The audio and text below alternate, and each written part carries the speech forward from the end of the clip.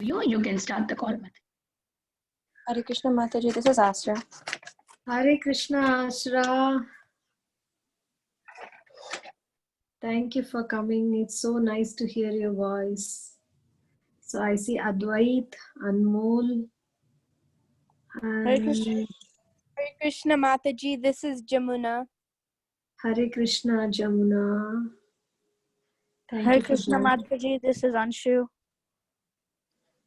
Anshu. Okay, Hare Krishna. Thank you for joining.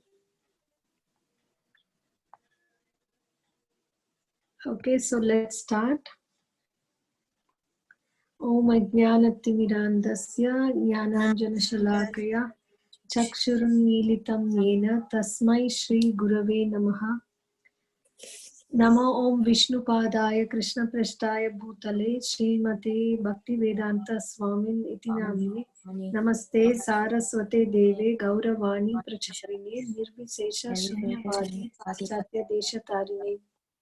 Jai Sri Krishna Chaitanya Prabhu Nityananda Shri Advaita Gadadhara Srivasadi Gaura Bhakta Vrinda. Hare Krishna Krishna Krishna Hare Hare Hare Rama Rama Rama Hare Hare.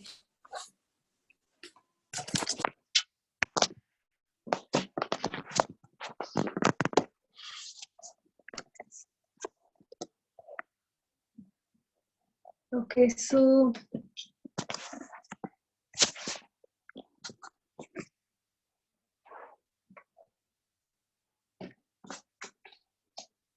sorry, I'm trying to make some adjustment. Forget it.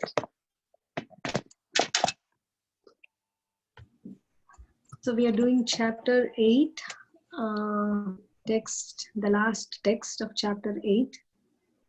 So can we go to the text, Mataji?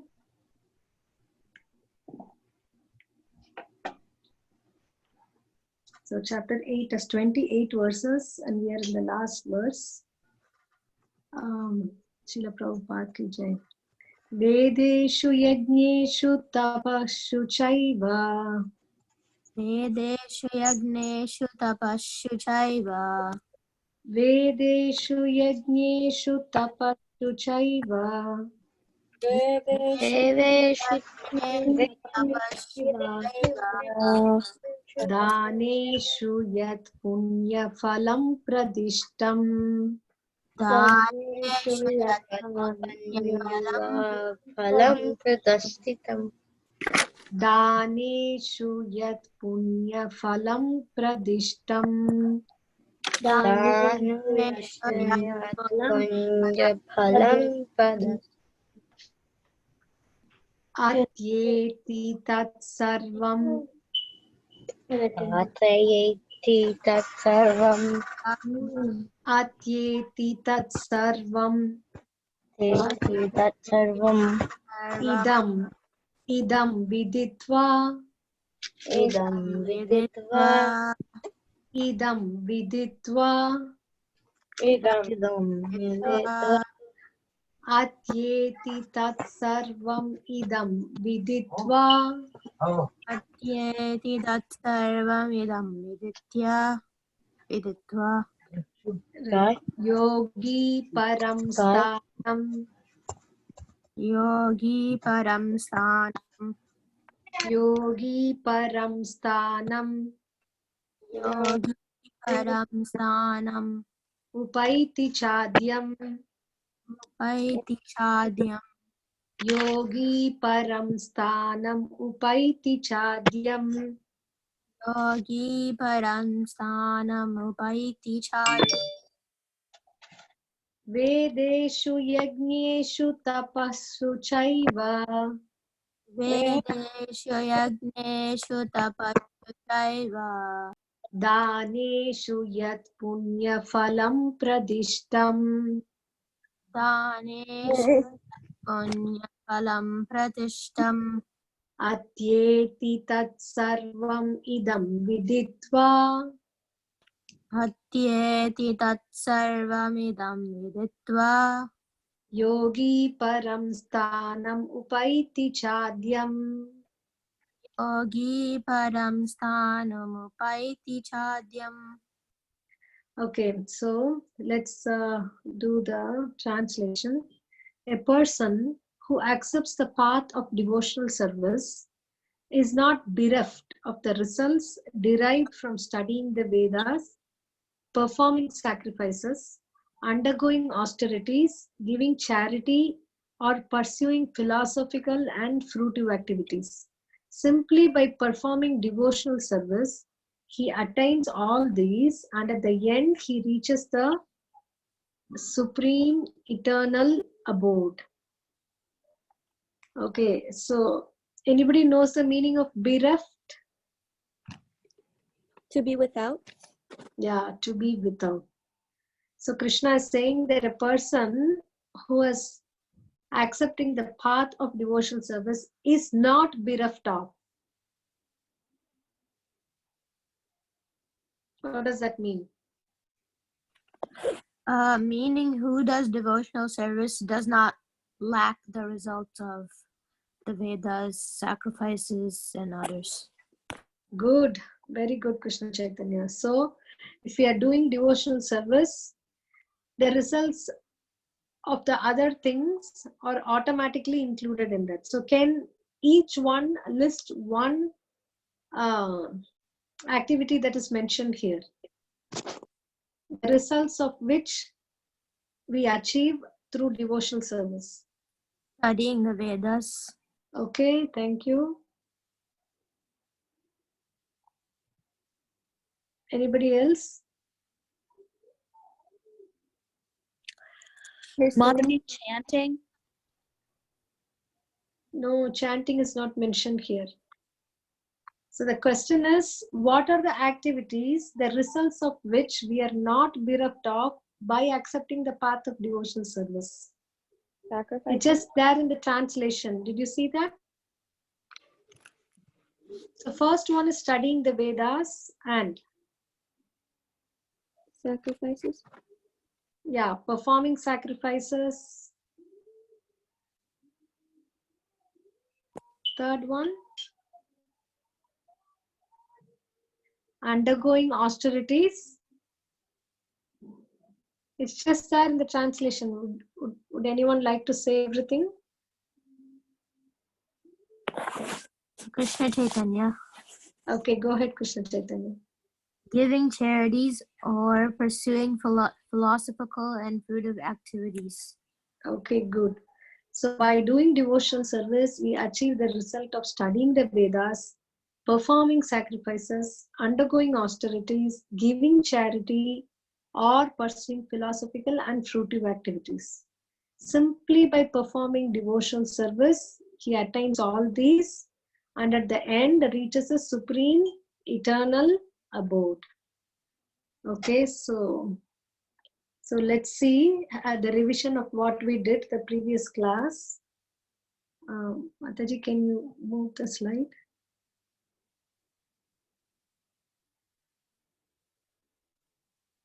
So what is there present from, anybody knows the shloka, Abrahma Bhuvana Loka? Krishna Chaitanya. Yeah. Jamuna. Okay. Thank you. Krishna Chaitanya, do you want to recite the shloka? Okay.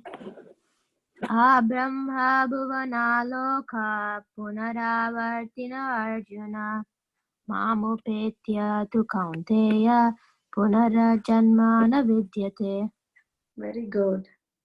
So from the Brahma Loka to Patala Loka, what is present? 4 things are present. 4 miseries. Birth, disease, death, old age. Very good. Okay, so that's what he says. And what is absent? These are absent where? In the Golok Vrindavan. Yes, so that is a spiritual world. So we saw that Krishna is contrasting his world with the material world, including the worlds of demigods. And he says that what is present here and what is absent there, which is birth, death, old age, and disease. Okay. So we also saw that how Krishna Loka is the supreme abode, and there is nothing beyond it. And what did we see? When one attains to that, one never returns to the material world. So Krishna Loka and Krishna, are they same or are they different? Different. Same. How are they same and how are they different? They're same because well, Krishna and Krishna Loka, because Krishna is like in his abode, and he's the same because, I mean, if you go into his abode at the time of that he will be there, and then you'll see him like Yes, Anshu. you'll Yeah. Thank you so much. So actually Krishna and Krishna's abode are non-different, being of the same quality. So that's why when you do the Prema Dhwani in the temple, what do? Brajabhumi Vrindavan, Dham ki. Do you do that while doing all the Jai? Brajabhumi Vrindavan Dham ki Jai. Yes. Mayapur Navadvip Dham ki Jai. Yes. Mathurapuri Dwarakapuri Dham ki Jai. Purushottamtetrapuri Dham. Dham means holy place. Whichever is in touch with Krishna has the same quality as the Lord. So that is why Krishna is non-different from his paraphernalia, from whatever he wears on his body, and he's non-different from his body, and he's non-different from his abode also. And we saw how when Krishna descends, the spiritual world also descends along with him. So he has a spiritual world that is Vrindavan, and that the place around Vrindavan where he did his pastimes are of the same quality as the Lord. And that is why we go to pilgrimage to Vrindavan and we feel so enlightened, because Krishna was there, it was in touch with Krishna, and it's of the same quality. Okay, so how do we know that it's of the same quality? Can anyone say the story of Dukhi Krishna?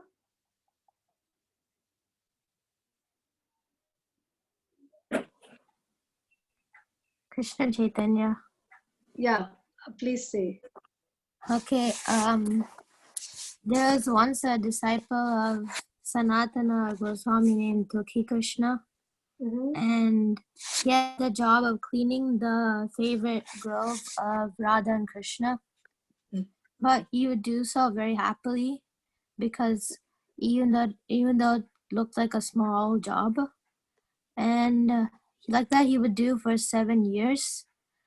And once he found a bangle, and then Lalita came to him and said that that's my friend's bangle, and Dukhi Krishna saw the bangle and saw it was very beautiful, so he wondered whose bangle it could be. So he asked, like, show me your friend, and she said okay, and then she showed Radharani to Dukhi Krishna and showed Dukhi Krishna's form of a gopi, and then gave Dukhi Krishna the name Shama Ananda Das. Wow. Very nice. Thank you so much. So you see how Dukhi Krishna, even though he was in this material world, in this body, he was able to go to the spiritual world because he was connected to the Dham. His consciousness was there in the Dham. So he was able to go there. So that is why, and he also found the anklet or bangle. Why he found that? Because the Lord performed his pastimes here. If the Lord did not come, how he would get the bangle, right? So Radharani was there. So that means in Vrindavan, even now, Krishna and Radharani and gopis are there. If we are qualified, we can see them. Thank you. That was a very nice story. Okay, so let's come to this shloka where Krishna is giving a grand final. It's like he has said many things in this chapter and he's finishing with this. So what he says, Vedeshu, Yajneshu, Tapashu, Chaiva. Vedeshu means in the study of the Vedas. Yajneshu, in the performance of the yajna. Tapashu, coming from the word tapas, that means it is undergoing different types of austerities. Chaiva, dhaneshu, in giving charities. Yet that which punya phalam pradishtam. So there are 5 things: Vedas, yajnas, tapas, and dhana. So basically, when a person starts and then you become 5 years old, where do you go to?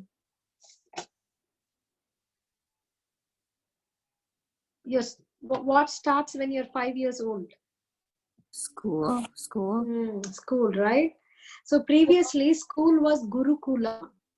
So in Gurukula, the boys were sent to the Gurukula and they were taught all the spiritual subject matters along with material subject matters, whatever is required for them to live. And then, but then at that time, it's a life of strict discipline, right? In the school, when you go, you have discipline, right? You need to be there and you need to turn in your assignments. And when there is carpet time, then you come in the carpet. When there is a work time, then you don't play. When you're standing in the line, you don't skip the line. You follow rules, isn't it? So you do if there is recess time, then you do. So there is regulation. Actually, the word school comes from the word Gurukul. It's a misnomer of that. So basically in Gurukul, we learn discipline. And how we learn discipline? By studying the Vedas. So the first 20 years of life, one is supposed to learn the Vedas, and mainly learning Vedas means learning discipline, how to discipline the human life. Why we have to be disciplined? Ashra? Yes, Mataji. So why should we be learning discipline and Vedas in the Gurukula? I think because this world right now, it's very crooked, and we have to be disciplined into the process of Krishna consciousness so we don't leave it when we grow older. And if Very good. You'll be easier. Maxi, this is Anshu. I got to share something. So because well, I mean, I agree with Asura because well, this world is we don't see it as a dangerous place, but it is dangerous because this is the material world. So if you want to be safe, you should be reading books of Krishna, listen to lectures of Krishna. Yeah. Thank you, Anshu, and thank you, Ashra. That was a very beautiful point you said. Because without discipline, we can't achieve anything. Not only spiritual things, even material things we can't achieve. If you're not disciplined in your school studies, if you don't turn in your assignments on time, and if you don't attend the classes, do you think you will get good marks? No. So if in the material studies you need discipline, then what to speak about the spiritual studies? And it's very important because, as you say, You have to have more. You have to have more. Exactly. You have to be more disciplined. So you have a set of things that you'll say that no matter what, I do this. Whether I like to do this or not, whether I'm forced to do this or not, I take a certain set of activities, like maybe I can read 1 page of Bhagavad Gita, or I can chant 4 rounds or 8 rounds, and then I can attend a class, or some activities, and we get, that's how we learn the discipline. And why do we do that? Because by doing that, we protect ourselves from the external influences, and we remain happy within ourselves. Thank you. So previously they learned the Vedas, and Yajneshu. After Vedas comes Yajnas. So after, when they are grown young, and they have some people may dedicate their life, men especially may dedicate their life completely for devotional service by becoming celibate throughout their life. But others, they may take to devotional service in the Grahastha ashrama. So Grahastha means raising a family and raising kids. And two things are important. What is mentioned in the picture here? The Grahastha life. Can you read the red letter? Charity sacrifices. Charity Yes, sacrifices. charity and sacrifice. So whatever we have to do charity in the Grahastha life, we give our time to others, we give the hard-earned money in Krishna's service, and ultimately eat in devotee service, and then we offer the food to what we eat to the Lord and also to the devotees. So like this way there are charity and sacrifices. So previously the Grahasthas had a lot of sacrifice to do because we are indebted to many people. Devas for keeping everything in the nature running properly. If suddenly there is heavy rain for say 1 week continuously, then there is no sun, what will happen? It could happen like that. But then so we are indebted to Devas for giving us the elements of earth, water, fire, air, ether, and giving us a peaceful situation. We are indebted to Rishis for giving us all the knowledge that we need, how to swim in this material ocean. And we are indebted to the other living entities. For example, you need to buy things for cooking. So somebody is having a grocery store, so you're indebted to them, someone who's having a grocery store where you can go and pay money and get things. Like that way, when you're sick, you go to a doctor, right? So other living entities in the society, we are indebted to them. Deva, Rishi, Bhutapta, Nrinam, Pitrinam. And we are also indebted to our ancestors, our mom and dad who brought us up. Like when we are very young, say 2 months, 3 months, and if our mom forgot to feed us, will we be able to grow? So this body is a gift from our mom and dad, and they are in fact indebted to their our grandmother and grandfather. So like this way, we are indebted to all of these. And Grahastha life is the only life where you do charity, sacrifice, and to please all this. So that is Vedeshu, Yagneshu, Tapashu, Chaiva. So that is Yajnas or charity and sacrifice. And after Grahastha life, one gets into Vanaprastha life. That is the third stage when the children are grown up. Then we spend more time in spiritual meditation and spiritual activities. And they go on pilgrimage. And the life is one of ascetic. Then sannyas is the fourth ashrama where one is considered to be civil dead. Sannyasi means he's not civilly present. So he's as good as dead person in comparison to the society. He's completely dedicating himself to the Lord. So when we do all this, Vedeshu, Yagneshu, Tapashu, Chaiva, Daneshu, Yat Punya Phalam Pradishtam. So a human life is distinguished from animal life because a human being can be disciplined, because he can do charity and sacrifice, he can perform austerity, and he can successfully go to a place where there is no birth, death, old age, and disease. But all these things are painstaking process, and it ought to be done. There is no running away from it. Even a materialistic people, if you see Americans also who don't know, for example, if a person who don't know anything about Krishna or spiritual life or even Jesus Christ or anything, he also have to undergo this. He goes to school, then they work from Monday to Friday. They don't like to go to work, but without going to work, they don't get money. And then some percentage of it is gone. The government forces them to give in charity. So they also volunteer work. Austerities, I don't know whether they are able to do, but then eventually when you eat or drink more than required, then by force you're supposed to do austerity, staying away from some things. I recently read that there is a disease called fatty liver, and there is no cure for that. And only one thing what you have to do is stop eating meat. So a person who's used to eat meat, there is no other way. If he has to survive, if he has to live, he has to give up eating meat.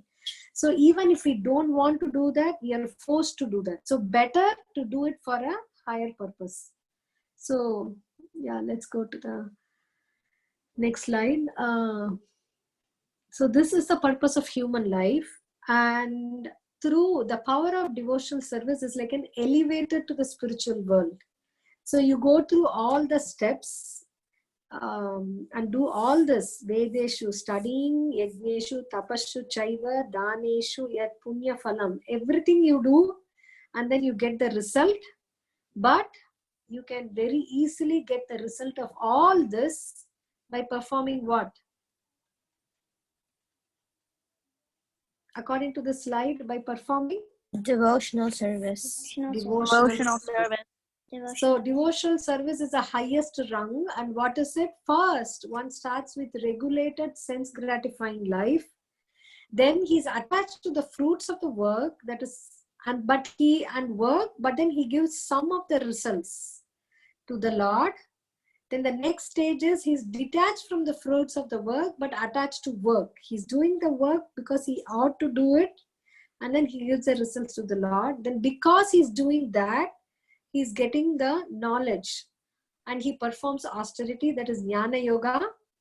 And with the help of the knowledge he obtained and the austerity, he's able to control the mind and the senses by the eightfold path. That means there are 8 things that you have to follow: yama, niyama, pranayama, pratyahara, 8 things. And then meditation of the super soul within the heart. And finally, one comes to loving devotional service to the Supreme Lord, Sri Krishna. Ultimately, everyone has to come there. But when we start doing that right now, we are already crossing over all these yoga practices, and also we are doing the best charity, best sacrifice, and we are doing the best reading of the Vedas, and we are doing the Vedeshu Yajna, and we are doing the benevolent work, the best. We are the best well-wisher because we are giving this to the other living entities also. So this is why Bhakti Yoga is presented in the middle 6 chapters. That is 6th to the 12th. Yeah, we can go to the next slide. So there are 18 chapters, right? So what are the middle 6 chapters? Bhakti Yoga.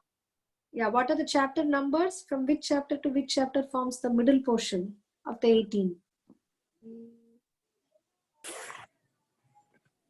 If you divide 18 by 3? 6 to 12. Yeah.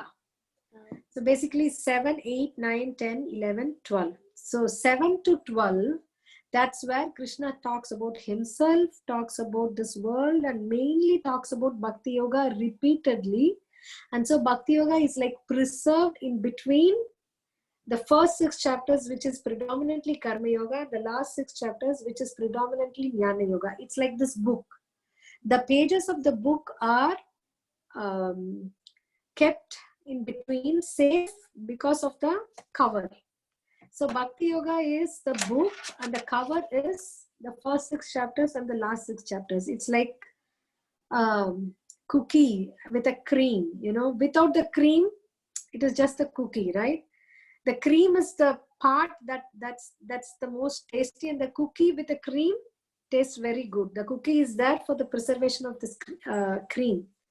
So similarly, Bhakti Yoga is said to be the middle 6 portion. It's like a jewel, and it is the essence of all the Gitas, and it is covered by Karma Yoga and Jnana Yoga. So in this chapter, since at the end of all the chapters, Srila Prabhupada usually used to summarize. So what did we read in the 8th chapter? So what is the heading of the 8th chapter? Can anyone say?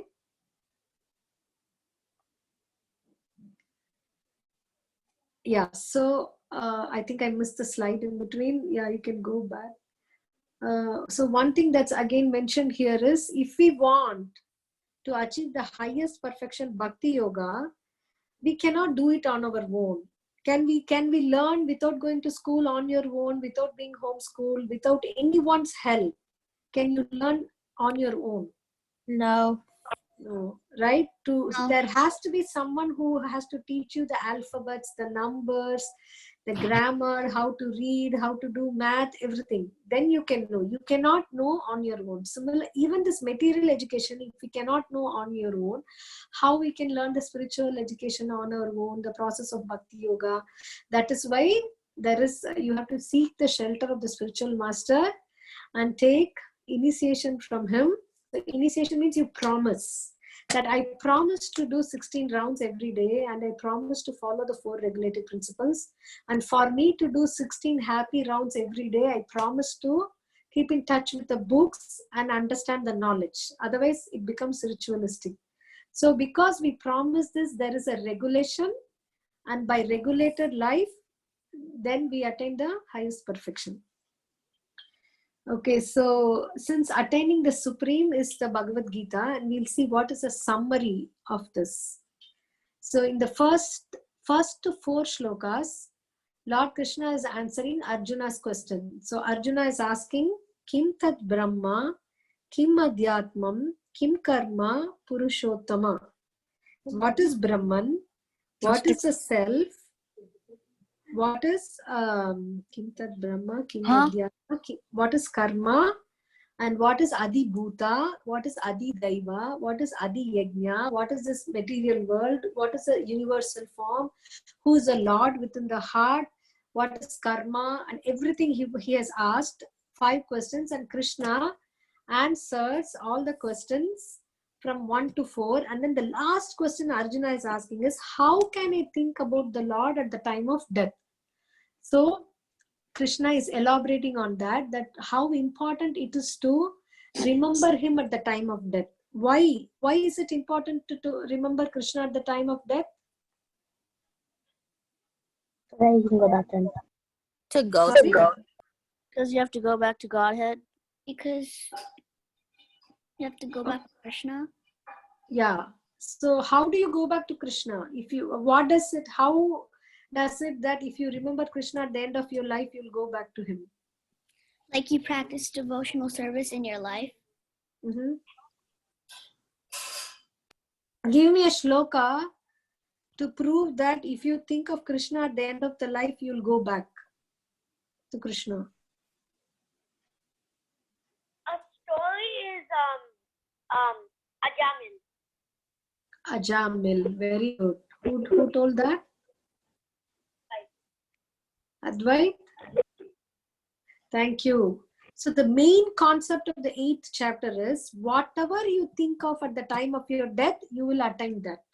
Yam yam vapi smaran bhavam tyajatyante kalevaram tam tam eva. Very good. So yam yam vapi smaran bhavam, whatever you think. So this is the law, this is a concept, this is the idea, this is the trick that Krishna is giving. He's teaching us this, that whatever you think at the end of your life, you'll become that.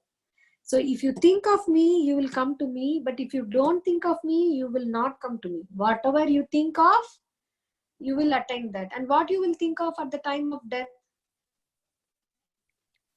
Krishna. Okay, I mean, generally, what's the concept? What you will think of at the time of death? I mean, not you. What will anyone think of at the time of their death? Maybe their wealth, family, The prestige. close ones. Like money. Close ones. Money, their family. Why? Why will they think about the money and family? They're Because very close to him, to the person. They're close to the person. Because like They're very No, person. even you see, the clothes are close to the person than money and the family. But I mean, close inside the heart. yeah, that's the point. So close to the heart means you're thinking of them always. You're associating with them, right? So what Yeah. you're taking it in the mind. You're thinking of them always only in the mind. So definitely mind will think of that only. Whatever you practice to think throughout your life, that's what you will remember at the time of death. So that's what Krishna is explaining, 5 to 8. Then he says that how great yogis do that by basically they start doing all this practice of pranayama, pratyahara, and they it's called the Sat Chakra Yoga, and they move their consciousness to the different chakras, and finally they bring it to here, and then they need to concentrate between the eyebrows, and they need to utter the syllable Om and think about the Lord at the time of death. So it's not an easy thing. He gives a step, because at the time of death, it's like, have you had a stomach uneasiness? Yes, Mataji. Can you explain what is it to have a tummy upset? Your stomach hurt. Your stomach hurts, right? Are you able to do anything else at that time? You will not be able to eat. Yeah, You lose appetite. yeah. And there is some constant pain, you cannot sit, you cannot stand, and you feel like cramps, and you feel like rolling, and there is no solution, right? All this, just the stomach upset is because of the three elements inside the body: kapha, vata, pitta, the mucus, bile, and air. They are a little bit displaced here and there, and so there is things that are not digested, and it's creating trouble. During the time of death, everything goes upside down in the body. The air which you want to breathe out, you cannot breathe out. The air that you want to inhale from outside is stopped.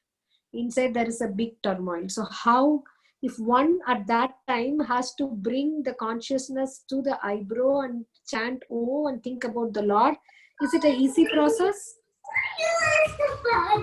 No. So Krishna says, that is why he says in text 14 and 16, if you practice remembering me, then you will naturally remember me at the time of death, because if I am dear to you, just like you said, something is close to your heart, you remember. So if we make Krishna really close to our heart, then we can successfully think about him. And in case, even if we forget to think about him, he promises that he will think about us. You see how nice he is?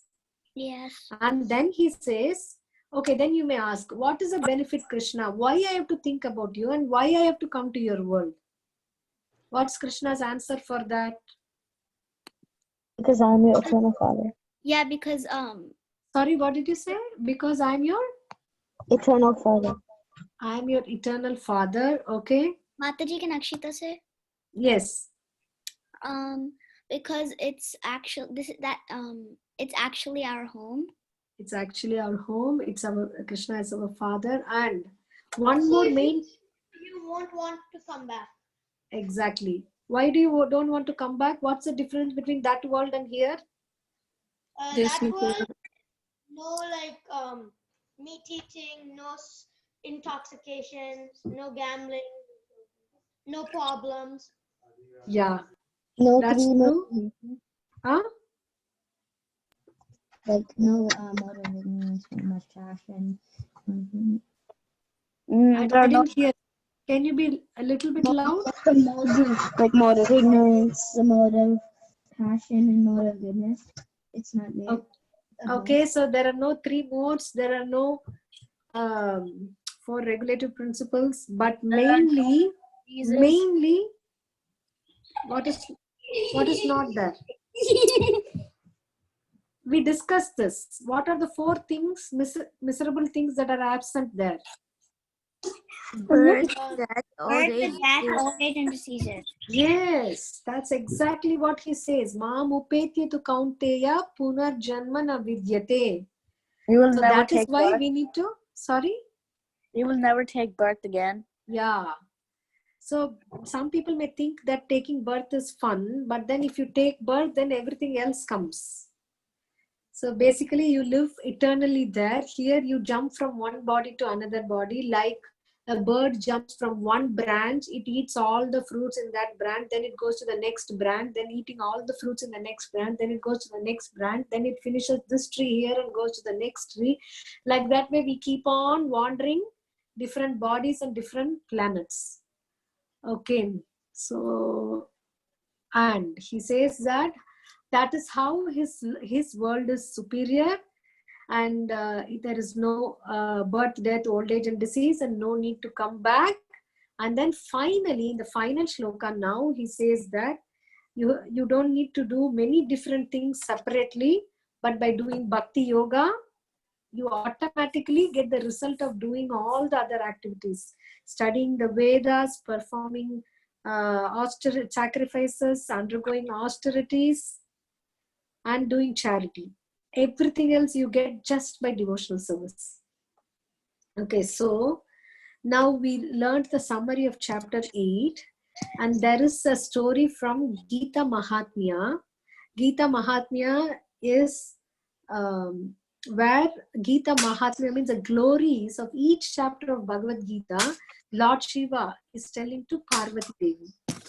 So when Lord Shiva is telling to Parvati Devi, what we have to understand is he's not going to tell some fictitious things. He's not a cinema director who would cook up some stories. So these are really happened histories. Then Lord Shiva is narrating to Parvati Devi, and there are each history that happened in many different places that tells the glories of the 8th chapter. So one such history is mentioned, that there was a person called Bhava Sharma, but he, although born in a very nice Brahmana family, he wasted all his life. He was simply, proud that he was a Brahmana. He took all the respect and money from others. He never gave anything in charity. And he was so much involved in intoxication that he would drink so much alcohol that from the mouth only it would come out. That much he was there. So finally, at the time of death, once you die, then whatever you do, you have to, that's according to that only you get the next birth, right? According to he, because of his consciousness has become so dull because of intoxication and meat eating and other things, he couldn't get any other body other than a tree. So from human life, he degraded to a tree life and he became a tree. So, and in the tree, 2 ghosts came. And what happened? How the 2 ghosts became ghosts? In the previous life, they were a couple named Kushibal and Kumati. And Kushibal and Kumati also, they were very greedy. They would accept everything for themselves. They never gave in charity. They spoke harsh words and they lived a useless life. Because they did not use their human life properly, and they were evil-minded, and they did not, their heart didn't melt when somebody is suffering. They did not give any charity. They couldn't even get a body where, a birth where they would have a gross body. They had only the subtle body, mind, intelligence, and false ego with the soul. So they were like very miserable. And there were 2 ghosts, and they came and was in this tree. Then Kumati asked Kushibal that, oh my God, it's so painful, this existence is. My Lord, when can we get relieved of this miserable existence? So Kushibal said, actually we should be, only if we get the knowledge of Brahma and the knowledge, Brahman and the knowledge of the self, can we get relieved from this miserable existence. So immediately Kumati asked, Kim tat Brahma, Kim Adhyatmam, Kim Karma, Purushottama. So actually he said, what is the Brahman? What is Kim tat Brahma is, what is that Brahma? Brahman or this transcendence or something that's beyond this material world? Kim Adhyatmam, what is myself, ourselves? Kim Karma, what is karma, activity? Purushottama, she addressed her husband as Purushottama. By accident, she said this. And where is this shloka? Can anyone say?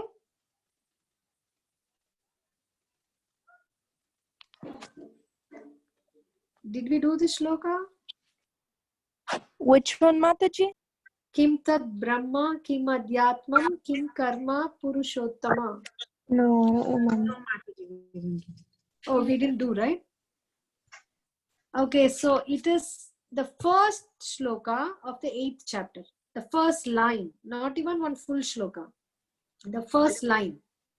If you go to the Bhagavad Gita, 8th chapter, and take the first sloka, the first half of the line, she said this, by accident. Try.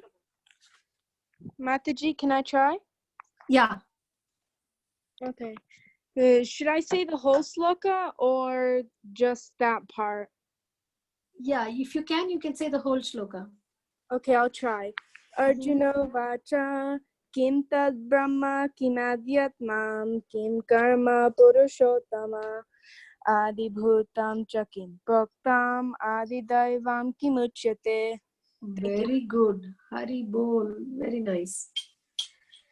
So by accident, she was asking, what is this karma? What is this Brahma? What is this self? Please explain to me this.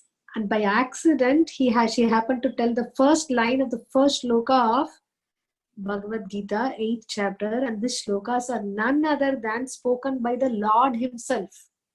These shlokas are not different from the Lord because it came out of Lord's lotus mouth. So immediately, you know what happened? A plane from Vaikuntha came.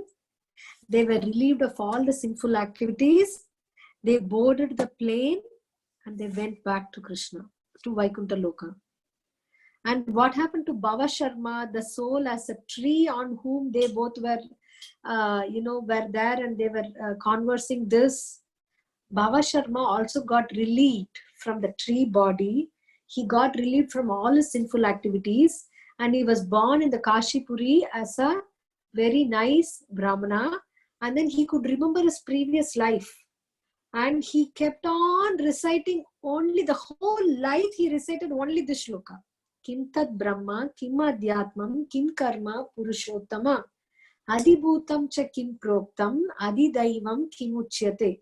So he found out what is the next line. See, nowadays it's easy, we are distributing Bhagavad Gita, it is printed, it is all over the world, it's on the internet.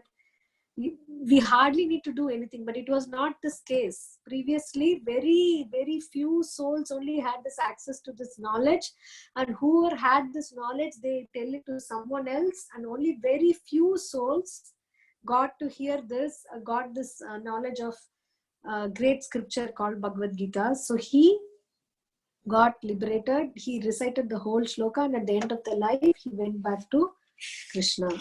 And so that is what Lord Shiva is telling to Parvati, that whoever recites the 8th chapter of Bhagavad Gita are very fortunate, and they would go back to Godhead. They would ultimately attain the Supreme Personality of Godhead. So can you imagine how fortunate we are to get in touch with Bhagavad Gita and to be able to recite the shlokas? Okay, so let's recite some. Okay, so can we recite this shloka again? Yes. Vedeshu yajneshu tapashu chaiva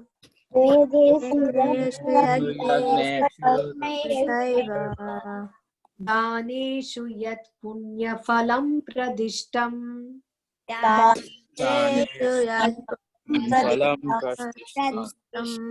atyeti tat sarvamidam viditva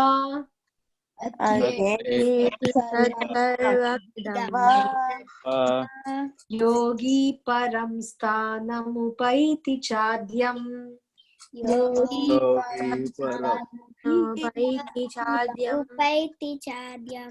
Anyone wants to try? Can I go?